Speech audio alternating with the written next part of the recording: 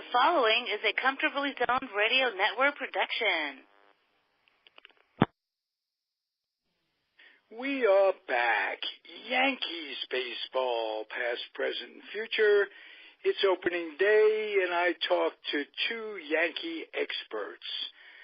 First is Jack Degraw, a regular on these lines. He is an astute Yankee fan and a Yankee lover. Secondly, I spoke with Gene Hutmaker of the Comfortably Zoned Radio Network. He is a Yankee hater, so much so that he wrote a book about it, and it's on Amazon. It's got 5 stars, highest rating for a baseball book around, and you might look into it and pick it up. But on a happy note, it's, like I say, it's opening day, and I want you to listen to what these two experts have to say about the Yankees' chances in 2018. First, Gene Hutmaker. Gene Hutmaker. Yeah. Hello, Ralph. Hey, my favorite show. I know. Tomorrow is, and I'm excited about it. But in the meantime, I'm hoping you will give me some objectivity. I'm recording a Yankee show as we speak, and you are a Yankee hater. I want your few minutes of your objectivity, what you think of the Yankees. You're one of the few people who can dislike them and be totally objective. What do you think the Yankees' chances are in 2018? Gene Hutmaker of Comfortably Zoned Radio Network. Well, as the foremost nation's Yankee hater, I expect them to be in the postseason with probably 100-something wins, and hopefully they'll run into some good arms in the playoffs. Barring injury, I would expect close to 140 homers or so from the 3 big sluggers that they have. And they got a big blow by not having Bird for a while. But I think a lot of the games will probably be like maybe 8-5. Okay. Do you think Tanaka's arm is going to hold up during the season? I always think the Yankees' arms are going to hold up. But objectively, the way things are now with pitchers, I don't know. There's always something, especially in the cold weather games that you're going to be having in April. Okay. Let me ask you to go back in your memory bank and think of an opening day, because tomorrow is that day in 2018. And think of an opening day from your youth at Yankee Stadium that stands out in your mind. It's kind of hard, but I remember recently, not in my youth, but there was one game with snowflakes. Oh, really? Okay. Now, then, may I ask, has the storm let up in New Jersey these days? Yes, as athletic security, I did a game yesterday, scrimmage, and I'm doing a scrimmage again tomorrow. We do have a turf field in addition to our high school field that we play on. So, in fact, we did have a game, away game, that I heard there was a bunch of MLB scouts. We played a high school called Ridge in New Jersey, and they have a couple of touted possible MLB draftees in Ridge High School in New Jersey. They shut us out. Well, you have an assignment for the Cardinal show, and that's to bring one of the scouts on, and as a guest. I wasn't there. I don't know. They were telling me that there was scouts. And prior to yesterday's game, actually, I'm in charge of the umpires. I take care of their vouchers and everything. So they weren't as old as me, but they were kind of old. One of them loved Mickey Mantle. So before and after the game, we were talking about not just talking about the Yankees. And he was talking about the Mantle shots that I saw. I was at the 2 games that Mantle hit two of his famous Mantle-esque shots. One was 1963 in May, against the Kansas City Royals, and he hit the facade that almost went out in extra innings. I think it was the 11th inning, and it was a wild game, and it got tied like 7-7 or something like that in the 8th inning. And the Mantle hit the famous shot that almost went out of Yankee Stadium. It hit the facade a little more to the left than it would have went out. That was against Chuck Stobbs, if I'm not mistaken, with the Washington. That was in '53, and when Patterson, the general manager or public relations man, he walked it off. The ball rolled, and it became, it became a myth as far as 565 feet goes. In fact, Topps even made a baseball card of that back in the day. But now the one I'm talking about was the one in '63 that hit the. It was kind of a real parabola because I was just out of geometry, and it was a tremendous parabola. He hit the Daily News or something, had the Yawk and all of that. And my only concern, I was taking the D train back on the subway, complaining to my cousin about the homer. and naturally, I was there for the Mantle Game 3 home run off of Barney Schultz of the 1964 World Series. I was at that game where the knuckleball did not flutter at all, and went into the stands. We were in the right field bleachers at the time too. Well, I saw that ball. It took 50 years for me to have you and Al Blumkin clarify to me that the Barney Schultz that we're talking about, the relief pitcher, knuckleballer, if I remember correctly, with the Cardinals, was not the same Joe Schultz that managed the Seattle Mariners in 1969. Ball 4. Yeah, made famous by Jim Bouton's book. Let's get him out and pound the bud. I think that's what. Well, Barney Schultz was a 37-year-old reliever, and the Cardinals said the only reason they won was because they had the Gene Walk panic button collapse. But Barney Schultz came up late in the year, and he was for some reason he was down in Jacksonville, and he was like at 1 point something run average, and it was like 37, 38 years old, and they called him up like in August, and he was brutal down the stretch for the Cardinals. He had 7 or 8 saves, and then even though he gave up the home run to Mantle in Game 1, he got him out in a key spot with men on base. So yeah, everybody talks about the home run, but he did do something in Game 1. Good memories, Gene. Now, let me ask you for an over and under. If you had to say the Yankees would win, say, X amount, what would that be? I'll come up with a 103. Whoa! Oh, you're being facetious. No, not really. I mean, all sports is injuries, and if the pitching can hold up, I think they'll win a lot of Game 8-5s. And like I say, them guys. The record I think is 264 for home runs by the I think the '97 Seattle with Jay Booner and Griffey and a couple of that. So they could crush the home run record this year. Okay. 264, whatever it is. They could do that, no question about it. And last thing I want to ask you is about an experiment that the Yankees were going through in spring training, batting judge really early in the order, first, second, that sort of thing. They're copying me what I did in the 1980s. My son led off for me. Okay, he was the best player on your team. Yeah, he was. I'd have him lead off, and then the thing was, I had a powerful hitting team, and one of the best teams in Central Jersey.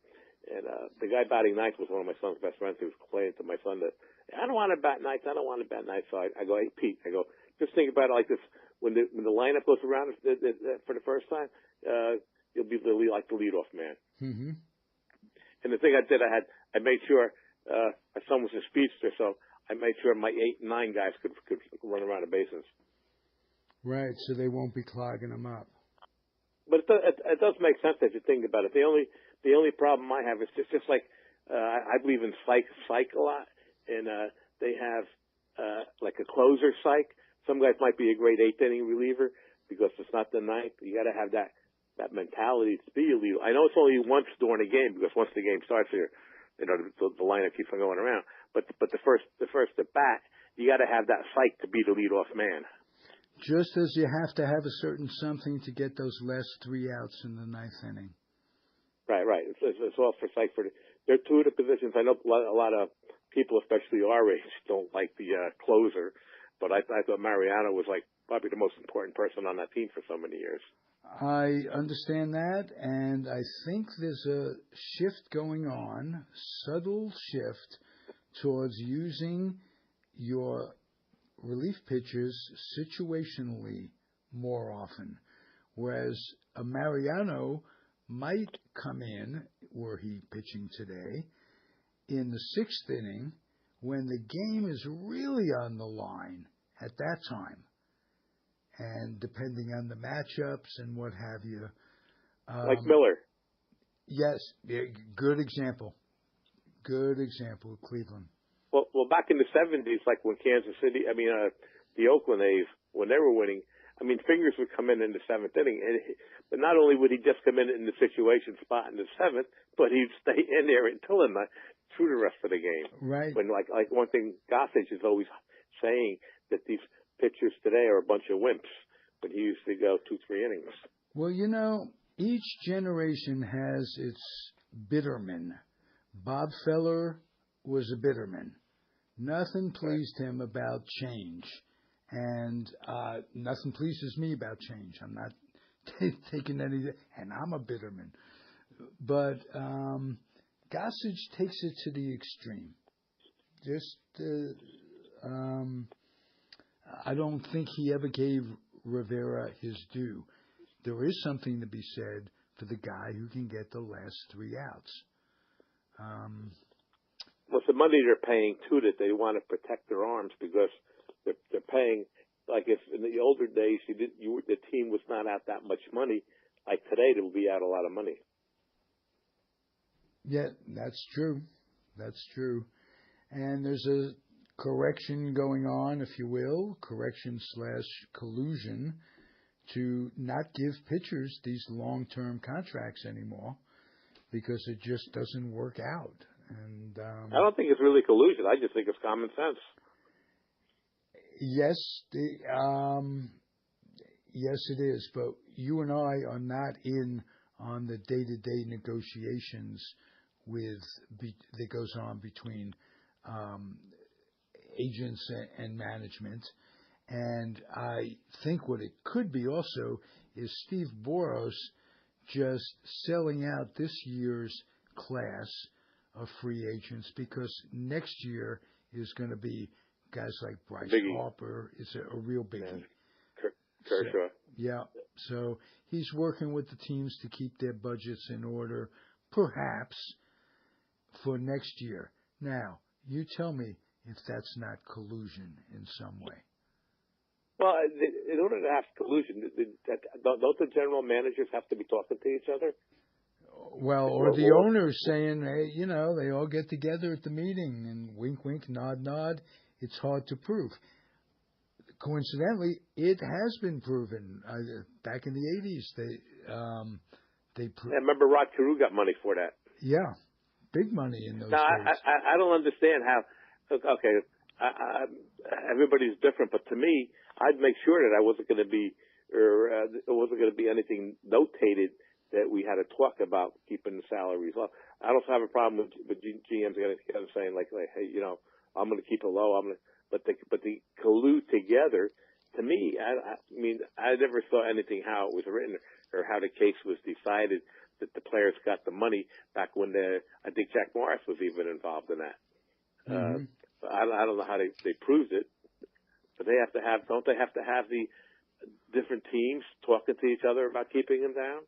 Well, I guess they had offers taken off the table is how it came about. Guys had firm offers out there, and all of a sudden, within a short period of time, a number of them were taken off the table. Players talked, agents talked. I don't remember the actual particulars, but I think it had to do with that. And again, they were found guilty of collusion. It wasn't something that was simply alleged. So, I say I don't know the specificities of the evidence that the judges ruled on. Right. You know, So are they doing it like today? I don't know. But, the Players Association was stupid enough to agree to a soft cap. And I can't say this enough. If they went back and all that Marvin Miller did, and they were the last sport not to have that cap. And let's face it, if it isn't a cap, then why are teams so heavily penalized for spending money over that amount? Penalized to the point where they're paying $1.50 per overinflated dollar that they're already paying. So and the Yankees are only at 167 or something like that. Right, amazing. They're like number 8 or something this year, and well, of course, they have all these super. I mean, of all teams, the Yankees, they have to luck out with getting two young Hall of Famers and Judge and Sanchez at one time. Yes. And so they don't have to pay them until Oh yeah, until they're 4 or 5 years. 5 years or whatever. Yeah, whatever it is. You're absolutely right. And if they're smart, they'll extend them. Like Houston extended Alvarez for all the right reasons. Altuve, I'm sorry. Yeah. He's gonna. But look, us regular people are not going to complain about like poor Moustakas. The poor guy's only making $6 million. Of course, he's probably will be worth like $15 million, probably at least. And he's only getting $6 million. Well, regular people. Yes, of course, but this is monopoly money to begin with, and I want to hear people start complaining when Barbra Streisand is paid too much money for a concert. And anything they pay Moustakas, you can't take it away from him. If somebody's willing to pay him, it's not like he's stealing the money. He's not holding them up. With that said, but the market bears. What the market bears? Like you take NBA players, the best NBA players make $20-30 million a year. What's the best woman the WNBA make? 100,000, 200,000, and all she can eat. Well, but the thing is, you have the difference because it's not on TV all the time. It's not like the Nike contracts and everything. It's all about the guys. Yes. And these girls are like, Oh, no question about that. But that's what the market bears. Yes. I don't begrudge them getting what they get because if they don't get it, then the owner gets it. Oh, no, absolutely right. And imagine how much money there is and how much money the owners raked in the old days when they were paying DiMaggio, topping him out at $1 million or $100,000, which in today's day and age would be $1.5 million maybe with super inflation. $1.5 million. Right. $1.5 million doesn't buy utility infielder anymore. So but the teams even then they didn't draw. I think the Browns one year they drew like 84,000 or something for the whole season. True enough. And that's probably when the Yankees came to town. Okay. Hey, we're up against it time-wise. Gene, thank you for that Yankee update. And we'll be doing the St. Louis show on Friday and posting it early next week. I look forward to talking to you then. And okay. I thank you. I thank the audience for listening. And again, we'll be back next week, same time, same bat channel, as Al Blumkin would say. Adios. Okay, everybody. Very good. Thank you, sir. Bye. Bye. Bye. I'm back. I've got Jack Degraw, co-host of the show, and it's the first week of, actually it's the last week of spring training, and opening day is coming up in a day or so. I got to have your reaction to a long, long spring with a lot of new additions. How did it work out? Was it a good spring? Started at the top, Boone took over, and how did it go in your eyes? Well, it went pretty smoothly till the last couple of days. I mean, getting Drury and getting Walker turned out to be big acquisitions, and now with the injury to Greg Bird,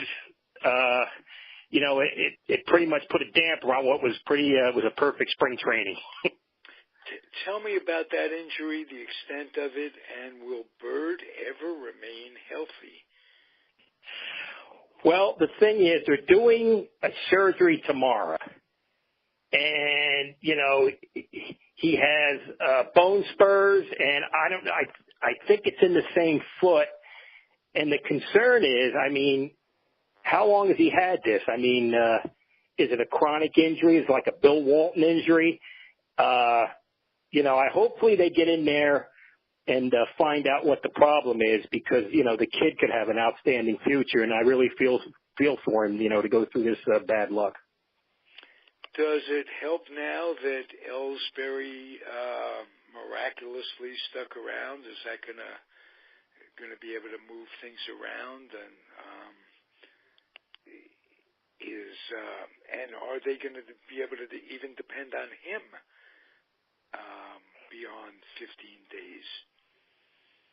Well, right now he's going to be down here in Tampa, and he's going to be playing in some of these minor league spring training games.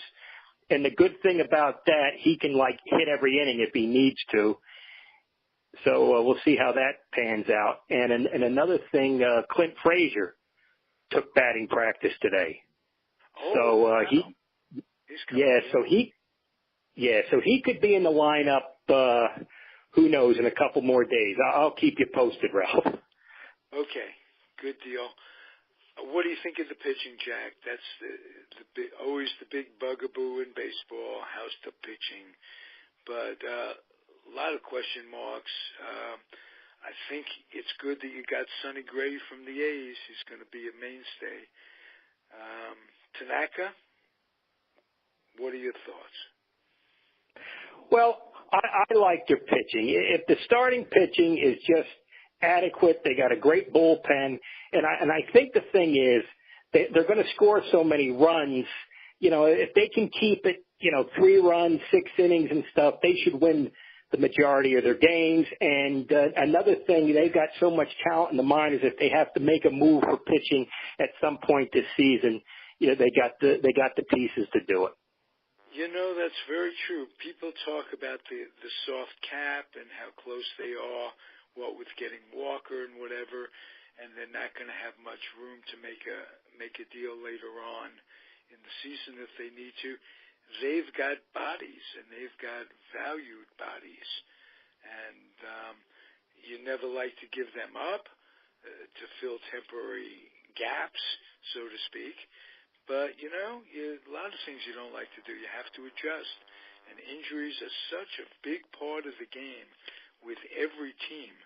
I just did a Mets show with Marty Rose and Robert Cole, and that's all we could think about. They're healthy. Right now, everybody is pitching staff except for Wheeler. You have an abundance of starters, which you go from rags to riches to rags to riches to back and forth, and it all depends on injuries, and we're at the mercy. Is it not just? I'm sure it's not just the Yankees, not just the Mets, all around baseball. Am I correct? Yes. I mean, I think if you look at the teams who win World Series or even get to the World Series, most of them stay injury-free. And, if your main pieces stay injury-free, you'll be set. I mean, I think with the Yankees, they could lose some people, but as long as they don't lose like somebody like Sanchez or Stanton or Judd for an extended period of time, they got the parts that could, compensate for that. Speaking of Judge, what do you think of the leadoff experiment? I don't think they'll do that during the season. I feel more comfortable with him farther down. I think it was an idea in spring training, but I don't think he'll be batting leadoff. Okay. Got him some at-bats maybe in spring training. Yeah, I think that was it. And next, you lead off, you come to bat once or twice more than a week than you would generally, or whatever. You don't think it'll go into anything because made the papers. What a splash you made! You got a guy who hit 58 home runs leading off.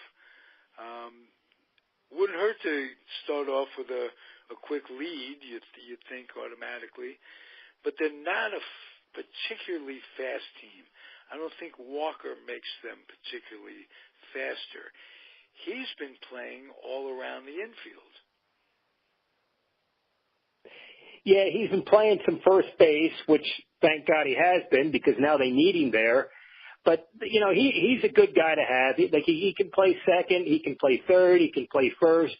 And if, he's one of these complementary pieces. If he's just, the good ball player he is, if he can just have his good year and they can bat him in the bottom of the order and that's a big addition. Absolutely. Absolutely. And you're not depending on the kids in the infield having to produce right away. You've got giving them some, some slack.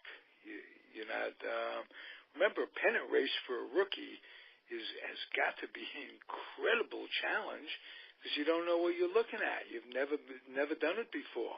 You've never been there before, and they've never seen you before. So how is the rookie going to react is the unknown, and this takes the pressure off the team.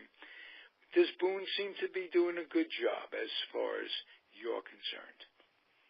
Yeah, he's from a baseball family, and he knows his stuff. And I think he's the kind, he's got a good staff, and he's not afraid to go outside and ask some, people's opinions and stuff like that. I don't worry about Boone. I think he'll do a fantastic job. Beautiful. Hey, Jack, terrific update. I'm delighted that I have you to go to when I need some knowledge. Well, thank you, Ralph. Okay. We'll do it again during the week and talk to you soon. I'll be back before you know it. Adios. Okay, Ralph. You take care. Bye-bye now.